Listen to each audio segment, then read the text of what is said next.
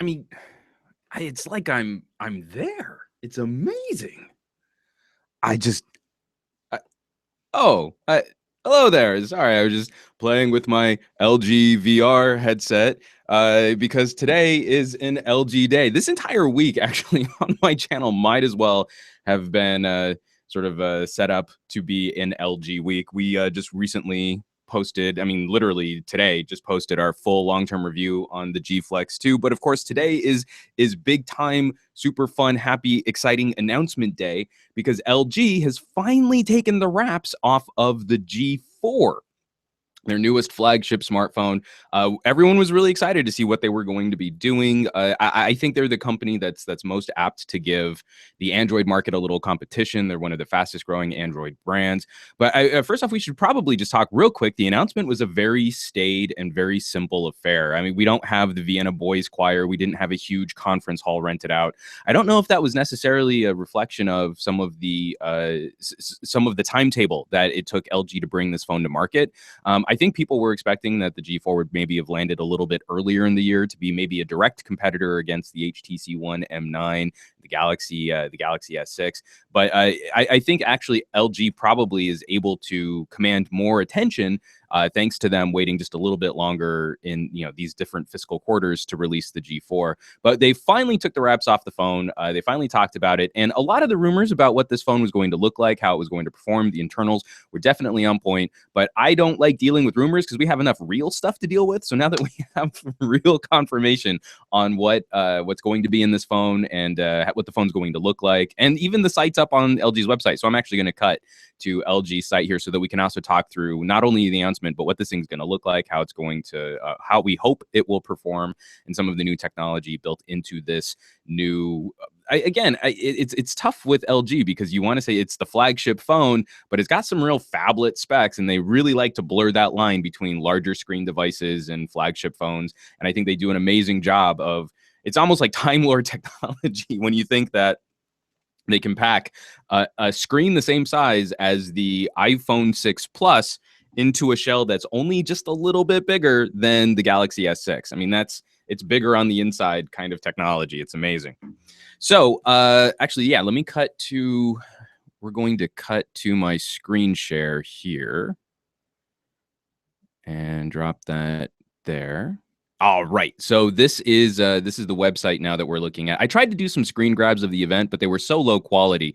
I figure I'm just going to use their actual press photo and their press site here so that we can talk about it. You can actually get a good glimpse of what this thing's going to look like. This is the LG G4 in leather. So this is going to address one of my biggest concerns that I had with the G3, and that the backplate that they used on the G3 was actually kind of cheap feeling, and it scuffed and scratched really easily. It was very disappointing after using the G Flex and the G Flex 2 that the G3 got scuffed up as easily as it did.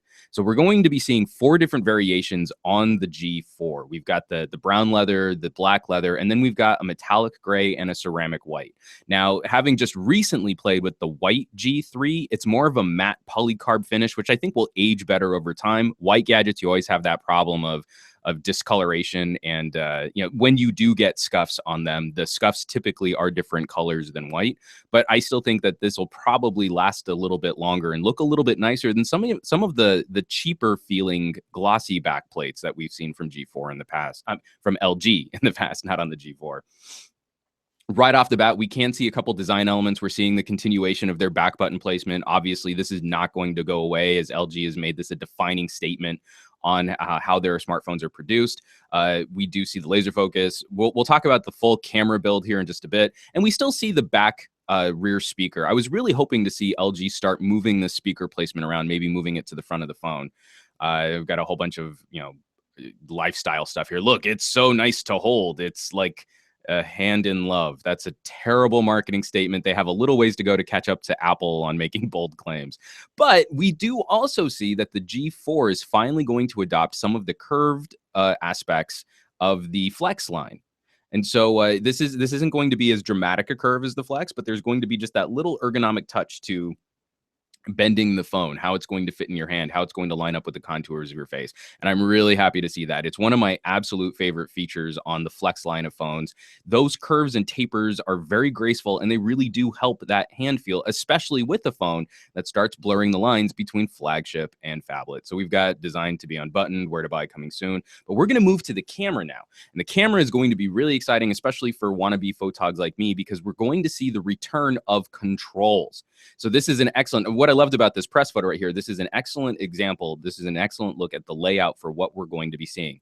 We're going to have manual focus controls. We're going to have exposure locks. We're going to have white balance controls. We're going to have exposure compensation controls, control over the ISO. All of this is finally coming back.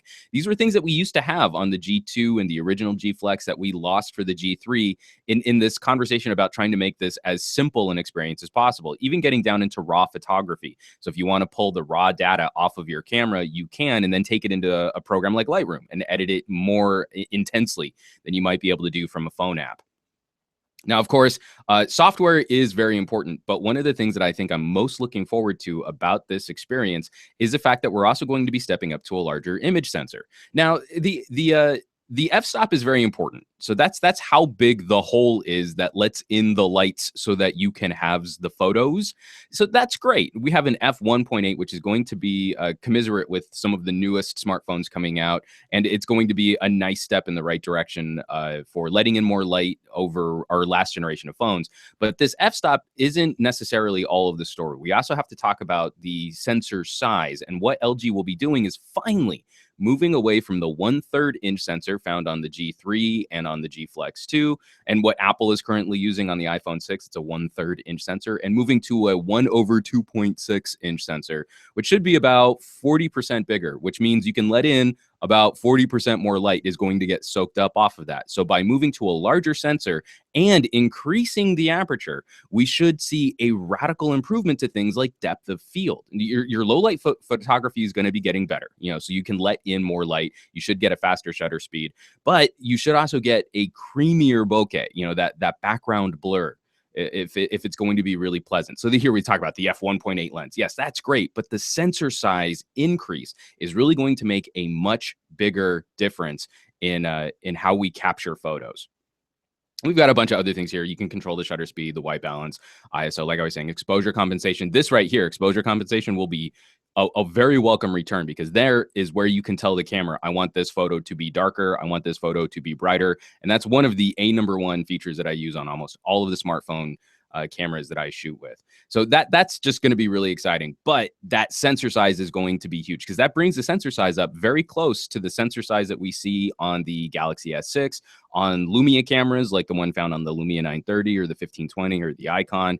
And it really does provide a noticeable benefit to that photographic and cinematic video that you want to isolate your subject and then blur out the backgrounds. You're going to be able to do that a lot easier moving up to this larger sensor. And it will be, this is also what I'm hoping Apple will do for the next iteration of the iPhone, because it's just a remarkable improvement to the quality. Oh, and here we actually have, so we're going to have a 16 megapixel 1/2.6 inch sensor. This is going to be a bigger sensor. And again, I'm really happy to see LG talking about this, because we get so hung up on the megapixels. We got 16 megapixels. It's the number. You can do more pickles with the megapixels.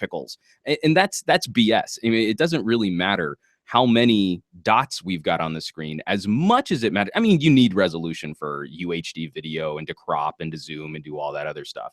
But it really matters the number of pixels on a certain surface area. So the more surface area you have, I think you get a higher quality image. Then the resolution gives you more dots to work with. And that's the relationship that I like to see between. Now we've got this see truer colors. We've got a color spectrum sensor, and that's actually what's in here. I wish they would give us, I thought I had a photo. Sorry. So this right in here isn't just an LED flash. They are actually building in a special sensor that's going to read the scene, see what is happening in the scene, and it's object aware. So it can also determine what you're focusing on. It works in conjunction with the laser focus system to provide truer color. So there's a special sensor built into the G4 specifically just for reading the scene, for aiding in your exposure. And actually, this also should help tremendously with HDR, not having that sort of hyper color effect where it blows out all your colors and it's just a brighter effect, but you don't actually get a nicer photo out of it. So again, we're seeing LG definitely take a huge step up in how they're managing their camera hardware. Because I kind of feel since the G2, we've sort of been in a holding pattern in what they've been doing with their camera. Laser focus was a very nice addition. The speed and firing up the camera app also very nice in terms of performance. But having a faster camera that focuses faster doesn't necessarily mean it's going to be great if you've got the smaller image sensor and the smaller aperture. You still need to work with those old school photographic hardware elements to make sure that you're getting the best possible quality image, video, photo, etc. And we're also going to be continuing with UHD video. I mean, like that's not going away now. And we're going to have an entire new generation of smartphones that are working with ultra high definition video. So, it's just kind of silly seeing what phones are continuing to refuse to step up to higher resolution video. Even when you're looking at UHD video on an HD screen, I still think it's a nicer experience. So it's a nice way to future proof your photos and videos by having that little extra resolution there. And the selfie camera is going to be moving up to 8 megapixels with a little flash right there just to kind of help glow. I don't really care much about that. What I will be curious to see is if the selfie camera on the G4 is going to step up to the video resolution that you find on the Galaxy Note 4. So Galaxy Note 4, Galaxy S6 can shoot quad HD video from that front camera. You can shoot higher resolution video from the front camera on a Samsung than you can on the rear camera on an iPhone. So I'll be curious to see if LG follows in their footsteps there to provide us with higher resolution video, since we've got this 8 megapixel shooter, since we've got higher resolution photos that'll come off that front. And especially as we're finally out of an era where it's okay to put in 2 megapixel shooters on that front camera. I don't use the front camera a whole bunch, but especially if you're into like vlogging or anything like that and you want a decently high quality camera, it's a camera that's going to be a higher quality than taking a Skype call, then I think you'll be in good shape there. And lastly, I wanted to, well, I guess not lastly, I do want to talk about the display, because this is another sticking point that I've had with LG since the G3. I find that their displays have actually been kind of dim, especially in outdoor conditions, when you compare them to the outdoor brightness modes that you'll find on Lumias, that you'll find on Samsung. Now actually has a pretty decent, it goes hypercolor, electric color, but you can actually see what's on your screen. And so this new quantum leap in their quantum IPS, the IPS quantum, excuse me, I've replaced those two words. So the quantum leap here is that we're going to see an increase in brightness, an increase in contrast, and improved color accuracy. So all three of these things lined up together, especially the increase in brightness and the increase in contrast, should help improve the situation with outdoor viewability, which has been definitely been a stumbling block on the G Flex 2, as their POLED screen is beautifully contrasty, but doesn't get very bright. So this is where I'm excited to, again, see that we're going to move LG in the right direction and making sure that this is a lifestyle product, that it can follow you from the office out to your car, to the park with your kids, that you can still see what's going on the screen, that you have an easier time composing your photos and videos, especially when you're outdoors, when the sun is shining really bright. You've got excellent light to take the photo, but you can't see what you're composing or what you're focusing on because the screen's getting washed out by sunlight. We should be improving that relationship. So I'm really excited to see them stepping that up. Of course, it's going to be a quad HD screen, this 5.5-inch display. LG has just done an amazing job of packing in a huge screen into a smaller form factor. And I love that they're talking about their relationship to screen size and resolution as compared to other manufacturers who haven't been able to figure this out.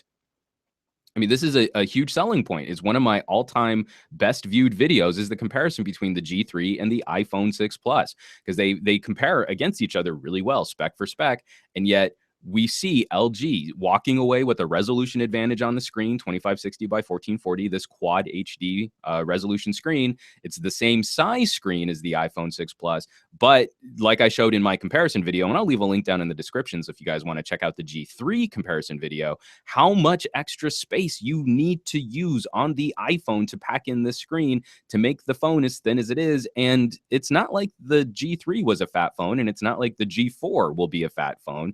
Is that they've done an incredible job of cramming this stuff in. I swear they're using Time Lord technology. They're just incredible. It's awesome. And now with Android 5.1, we're going to be getting all of the same fun things that we saw sort of previewed on the G Flex 2, the glance view, being able to slide the screen back down, smart settings. And lastly, we want to talk about power.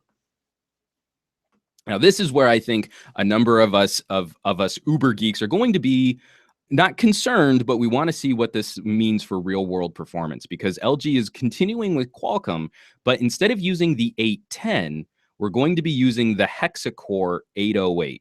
Now, that's also a really cool synthesizer machine, but this is Qualcomm's sort of follow up. I'm not really sure where this lands exactly in terms of raw horsepower and performance when it compares to something like the 810. Now, a lot of people have complained about thermal throttling on the G Flex 2. For day-to-day usage, it hasn't proven to be much of an issue for me, but I absolutely appreciate it when appreciate these concerns when people are gamers, or like when you drive your phone really hard for a really long period of time. Obviously it's going to get hot, and that thermal throttling is going to come in and brutalize the experience. So I don't know, maybe just by cutting 2 cores, going to 6 cores instead of an octa-core processor, maybe this gives us just a little bit of extra headroom that we can keep the more powerful cores running longer. This is something we're going to have to take a look at once we finally get this phone in hand and we can play with it a little bit. But then also what's still exciting about LG's design elements here is that they've managed to do all of these individual upgrades. They've managed to improve the build quality, having a nicer experience if you want to go with leather or more of a polycarb back or a metallic finish back, while still allowing us to pull off the back plate, to replace the battery, a 3,000 milliamp hour battery. And they didn't have to shave battery capacity to make their device thinner, because they've decided not to do that, which has been, I'm wrapping up my review on the Galaxy S6, and I can't say I'm overly loving the fact that we're getting a smaller battery with a more powerful phone in the Galaxy S6. So we're getting the same size battery and the ability to still augment the memory by adding micro SD cards. So this is becoming a very true representation of what a lot of us got into Android for originally. We're not fighting the iPhone by being like the iPhone. We're continuing to fight the iPhone by offering up flexibility and a diversity of experience, while now LG is finally starting to address some of the fashion concerns that their phones have had in the past. Like, I still feel the G3 feels kind of cheap, even though it's amazing technology. I don't love the build quality on the G3. The G4 looks like they're finally addressing some of those issues, but they're not walking away from the technology that I absolutely love coming from this company, while also improving things like camera performance, which I'm sort of a smartphone camera snob. So, power saver modes, give yourself more space, memory cards, very easy and cost effective to augment your memory. This is exactly the kind of stuff that I want to be seeing. So I'm going to get out of screen sharing. Awesome. So yeah, I mean, this has just been all around exactly what I wanted to see LG moving towards. I'm actually really happy to see that during their announcement, they didn't make it a big dog and pony show. They let the device speak for itself. They had a couple video clips talking about, the designers who worked on the phone and the engineers who worked on their phone, sort of sharing their experiences and building out the G4. We're not seeing LG take as radical a step away from the G3 as we saw Samsung take from going from the Galaxy S5 to the Galaxy S6. And I think that actually speaks to a strategy that's working really well for LG. The Galaxy S5 got a lot of flack. A lot of people complained about the build quality, what the build materials felt like, and Samsung responded viscerally. It was a stark change moving from the S5 to the S6. I don't think LG had as many issues there. I think the technology was on point. I think the build quality issues were minor enough that you could address with the kinds of changes that we're seeing moving to the G4. And I think LG was actually in a better position for maintaining the through line of their devices. How we've complained in the past about HTC sort of feeling a little stagnant in the way that they're building out products. LG is, I think, finding a better through line for building out various ranges of devices, from the Flex to their mid-level, like the G3 Vigor, the G3S, whatever they're calling it in your region.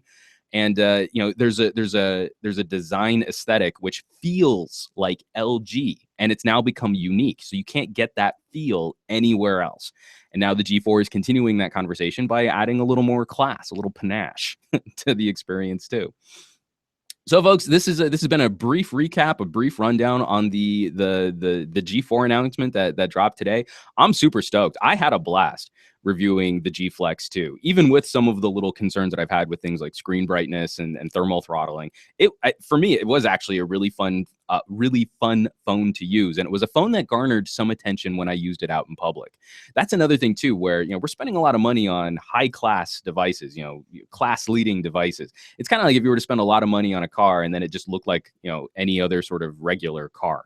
You like that experience when someone like checks out your phone, like, oh hey, what is that? And you get to talk about it, and it strikes up a single serving friendship. It's great. It's good times. And I think the G4 is actually going to continue that discussion for LG. So I'm actually really positive on what they announced today. I'm really looking forward to it because I think it'll be a nice also competitor in the Android environment. And I think it will be a great piece of tech to kind of keep the discussion moving forward on what Android phones could be, so that we're not always having to define fashion phones and flagship phones by competitors like Apple. We can sort of set a new conversation, set new competition specifically just for the Android environment.